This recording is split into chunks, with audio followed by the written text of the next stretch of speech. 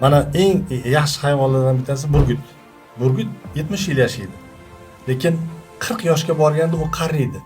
Qarishini asosiy sababi tirnoqlari va tumshug'i asosan boqadigan. Tirnog'i ham, tumshug'i ham o'tmas bo'lib qoladi. Shuning uchun u o'ljani ushlab yeya olmay qoladi. O'shanaqa bo'lsa o'lib ketish kerak. O'lib ketmaslik uchun u nima qiladi? U borib toqqa chiqadi, toshga urib o'zini tumshug'ini sindiradi. Tumshug'ini sindirgandan keyin yangi tumshug' o'sib chiqadi. Yangi tumshug' o'sib chiqqandan keyin o'sha tumshug' bilan tirnoqlarini yulib tashlaydi. Yangi tirnoq chiqadi. 40 yoshga borgandan keyin u yana yangi tirnoq va yangi tumshug' bilan yana oldingi holatda o'ljani ushlab, yeb, hayot kechiradi. Bundan asosiy mazmun nima?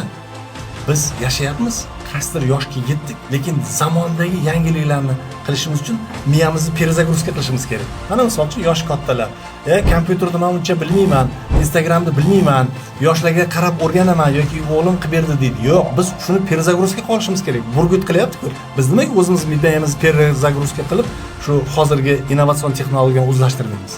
O'zlashtirishimiz shart. Men bitta misol aytib beraman. Bir vaqtida bir rahbarimiz yangi kompyuterlar paydo bo'lgan paytda, u paytda qo'lda mashinkada yozilgan, rahbar o'zini yordamchisiga, o'sha sekretarka bo'lgan ayolga kompyuter keldi.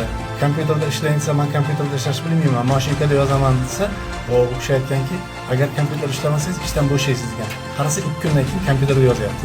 Motivatsiya. Shuning uchun bugun hayotda bo'ladigan, mana ruschasiga aytganda vызовы жизни, ya'ni hayotda bugungi kundagi oldimizga qo'yilgan katta muammolarga duch bo'lgan paytimiz bu informatsion texnologiya. Yoshi o'rta va katta odamlar informatsion revolyutsiyani qabul qilgisi kelmaydi. Qiyin-da u uchun.